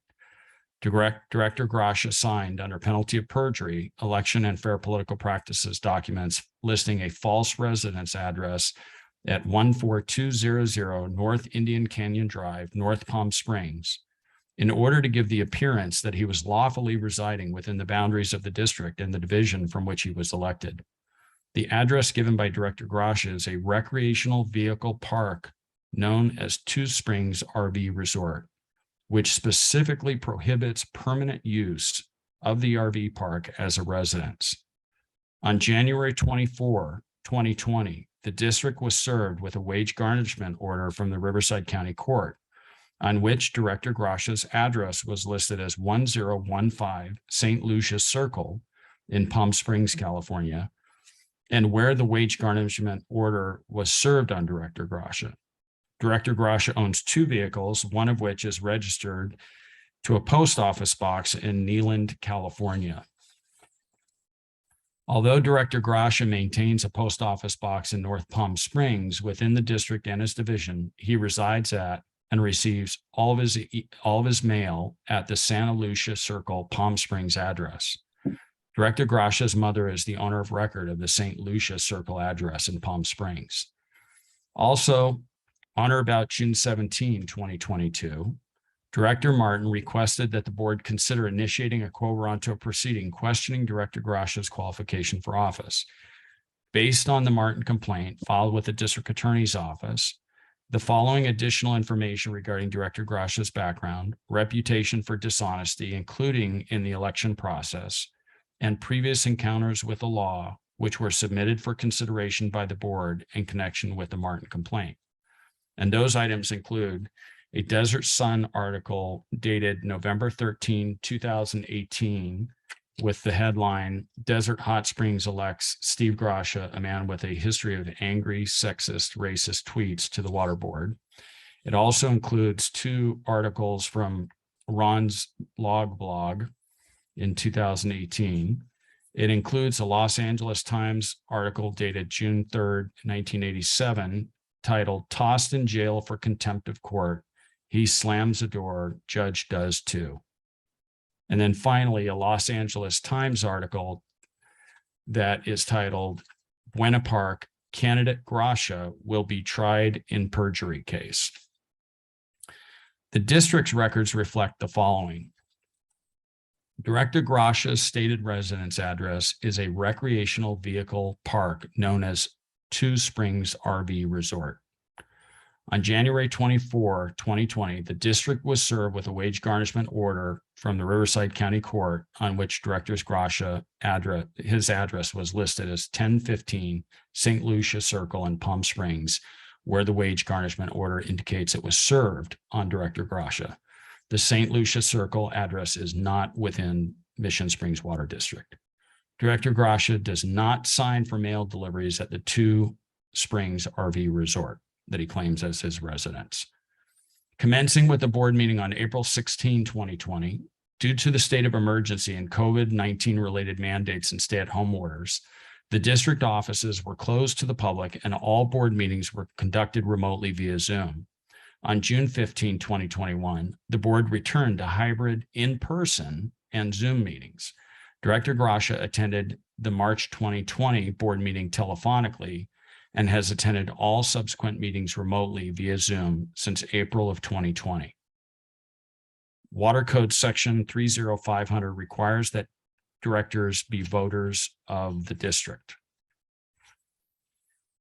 By its application and this complaint, the district seeks a determination whether Director Grasha qualified for election if he did not reside in the district at the time of his election, and or whether the office currently occupied by Director Grasha has been vacated pursuant to the terms of Government Code Section 1770E, because his place of residence is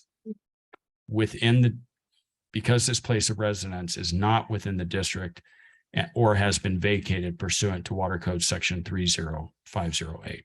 So that summarizes what the documents will contain. We may add to that between now and the time that we file, if that is the direction of the board, but you have in front of you today a resolution that would give us authority to move forward with the process, finalize the package of materials, and then we would submit the application to the Attorney General's office for review. Okay, thank you. Do we have any comments from the public on this, on item 17? There are any members of the public who would like to make comment, please unmute your mic.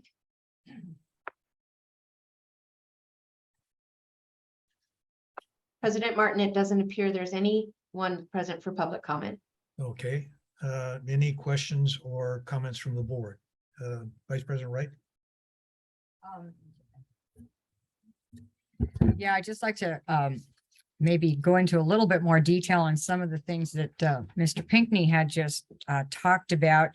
He mentioned that article that was put into the newspaper right after the 2018 election, the Desert Sun newspaper, the headlines, which Mr. Pinckney already read, Desert Hot Springs elects Steve Grasha, a man with a history of angry, sexist, racist tweets to water board. And part of that article, I'm going to read some of it. Steve Grasha has tweeted, these are some of the things that he's tweeted out. He's a troll, I guess they're called, and he loves to character assassinate people online. Steve Grasha has tweeted at Senator Graham of South Carolina that the senator should shoot himself in the head and that New York City mayor should be beheaded. These and other tweets are part of his long history of Twitter posts that include violent, sexist, and racist language that a man elected to serve customers of the water district, which serves most of Desert Hot Springs. Grasha has repeatedly faced judges in Riverside County Superior Court. He was charged with 2 counts of felony stalking and 1 felony count of making death threats in 2013. All the charges were dismissed as or discharged. Further, he was sued for libel in 1999 by Environmental Engineering Concepts after publishing a letter stating that the company had its California state contractor's license revoked, which it had not. That's some of his favorite stuff to do, is to say stuff that's not true about people, character assassinations. The Fair Political Practice spokesperson, Jay Winneriga, said the agency had received a complaint against Grasha and that its enforcement division has an open case involving Grasha's relating to potential violations of campaign disclosure provisions of the Political Reform Act, according to documents provided by the FPPC. And I can vouch for that. During the 2018 election, he filled out no paperwork. There was no financial disclosure of any kind for his campaign. I know he had to spend quite a bit of money. He had lots of signs. He sent out 2 or 3 mailers. So it wasn't that he didn't spend any money. He spent a lot of money, but he never disclosed it to anybody during the whole campaign, and still to this day. In a phone, this is all part of the this article. In another phone, in a phone interview, Grasha accused the Desert Sun of poisoning children because they were running a print advertisement from MSWD. He also stated, I don't know if it's in this one, he also said that that Mission Springs Water District paid the Desert Sun like $30,000 to just so that they would endorse us, and that was not it. It was for an ad. Anyway, no more lies. In response to the tweet from the journalist Anna Navarro in October 2017, in which she said 1,000 Puerto Ricans had died after Hurricane Maria and millions were without power, Grasha replied to her comments, "Listen, you're lying, C lady, if everybody knows what that means. C blank blank T ND. C blank blank T Yeah. ND. Okay. Not a single Puerto Rican had died because of that effing hurricane. Go F yourself, B." This is what he's saying. He says this to women. He's said stuff like that to me in the past. Grasha has tweeted at journalist and author Kirk Eichenwalder to take a bottle of pills and kill himself, and that former President Barack Obama was a criminal and should be hunted down and trapped like a low-life scum that he is. In response to a tweet from former Arizona Senator Ward calling for the end of amnesty and the deferred action of childhood arrivals program, Grasha tweeted, he felt threatened at a local convenience store. "I walked into the 7-Eleven near my house the other day and it literally felt like I was in a foreign country and that I needed an armed security force to get me out of the store safely and alive."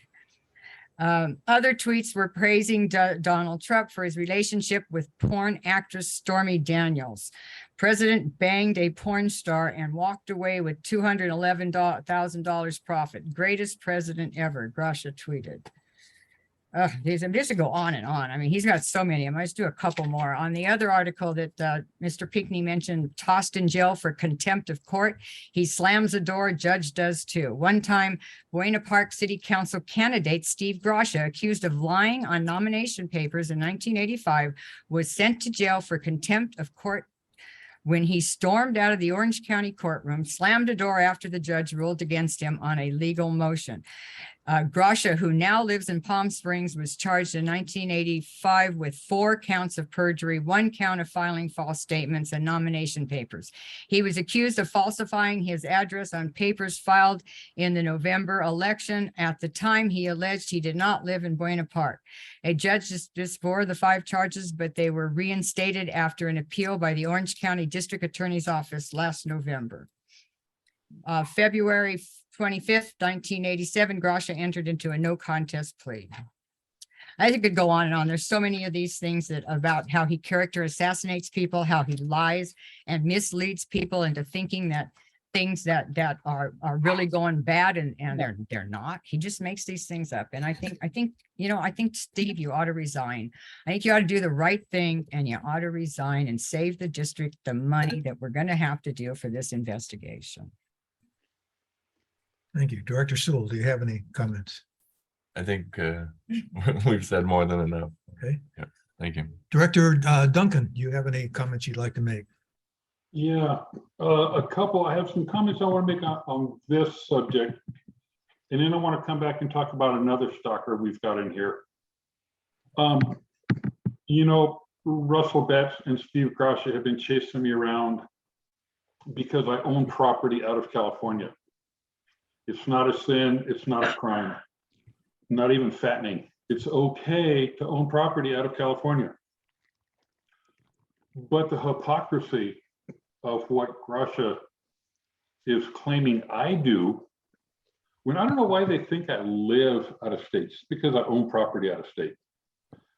They both are such hypocrites. I agree with Nathy. I think Grasha should resign now. He'll never get reelected to this board. There's only a few months left. Save the money for this quo wanto, I can't pronounce that phrase, but save the money for that. And then I want to come back later, Mr. President, if I may, and finish my comments. Okay. That's all I have for this subject. Okay. Any other comments? I guess Director Grasha has left the meeting. Is that correct? That is correct, yes. Okay. All right. And I have nothing further to add on this except to echo what has already been said, and that is it would be in the best interest of the water district if Steve Grasha resigned from the board, saving the cost of attorney's fees, et cetera, and moving this case forward. It would be the honorable thing for him to do. But I'm not optimistic he's going to go down that road. And we have no public comments on this matter. Is that correct? Nobody has indicated they care to make public comment. Okay. With that, then I will. Mr. President, Yes. Russell Betts just raised his hand. Okay. Councilman Betts, go ahead.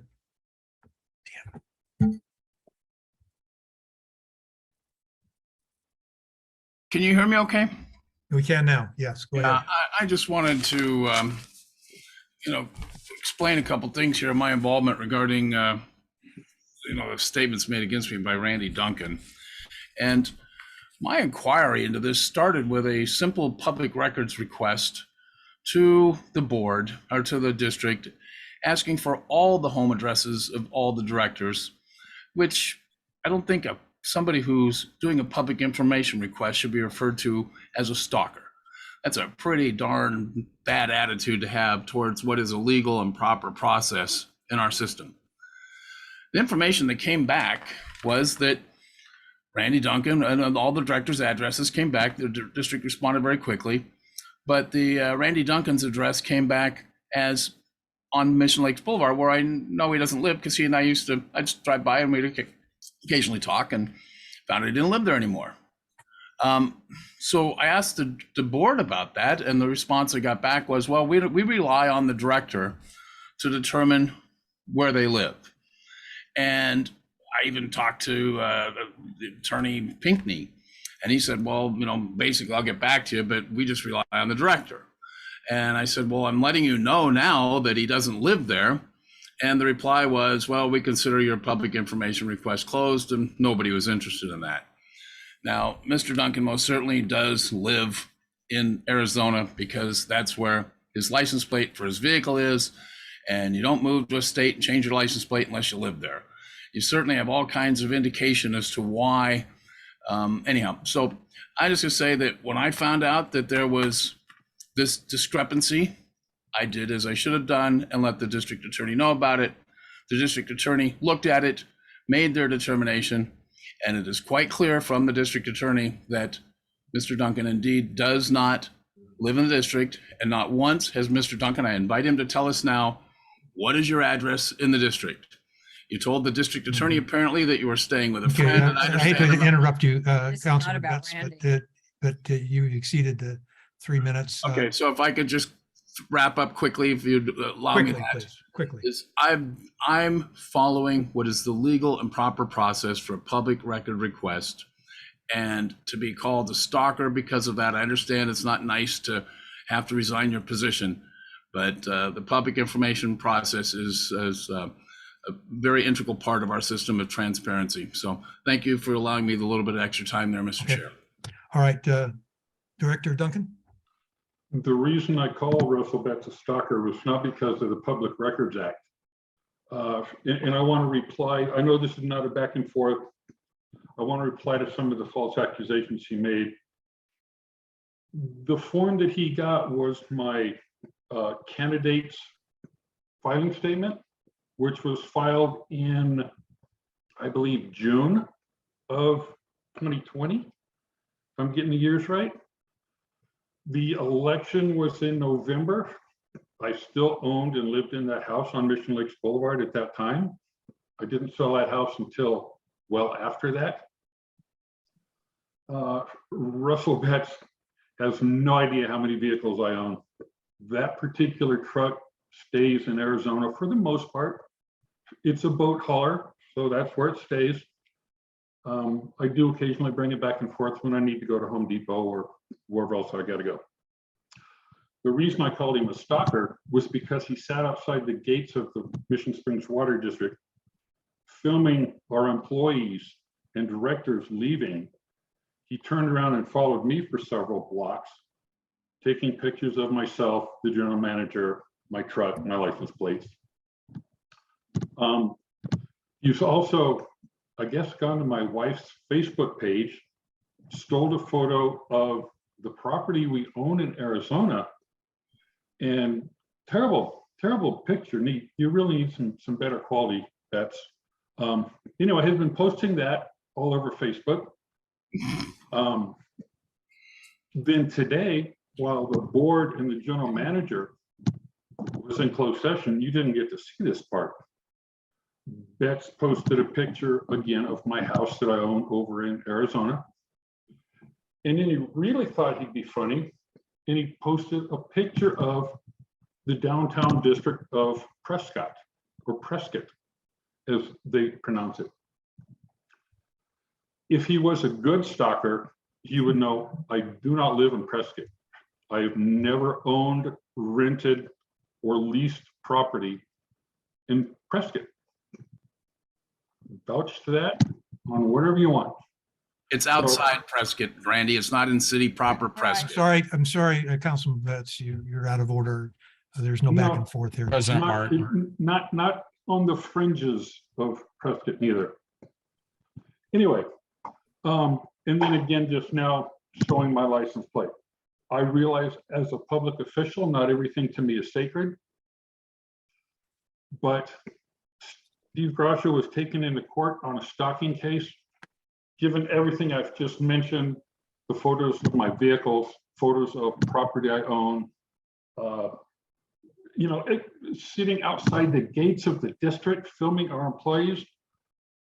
That's, if you ever try anything like that again, I will file stalking charges against you because that is way beyond. Go right ahead. Normal, yes. Okay. So don't tempt me. Go for it. That goes File beyond them. I normal can't wait public till you do it. The- Do it, the- do it, Randy. the item- Could we That's the mute end of my Councilman comments. Betts? He said it's not his turn to The talk. item before the board is a resolution to initiate the quo warranto process with respect to Director Grasha based on the facts that I went over earlier during my staff report. Okay. Anything further on that resolution? Vice President Wright? The resolution that we are going to be voting on, is that the Yes. one you're talking about? Yes. Item 17, correct. Okay. Anything further on that? No. Okay. Director Sewell, anything further on that? Director Duncan, anything further on item 17? No, in fact, didn't sit in on that closed session, so I'll recuse myself on any votes. Okay. Then with that, I'll entertain a motion concerning resolution 2022-21, resolution of the Board of Directors of the Mission Springs Water District directing the district's general counsel to prepare, serve, and file application for leave to sue and complaint in quo warranto on behalf of the district based on the verified statement of facts of the district's general manager.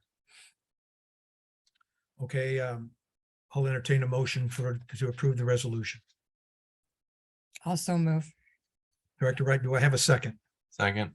Okay, we have a motion and a second. Could you have a roll call vote, please? Director Sewell, Yes.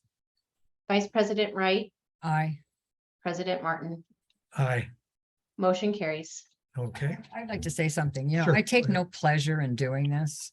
Just wanted to, just let everybody know that this isn't fun. This isn't pleasure.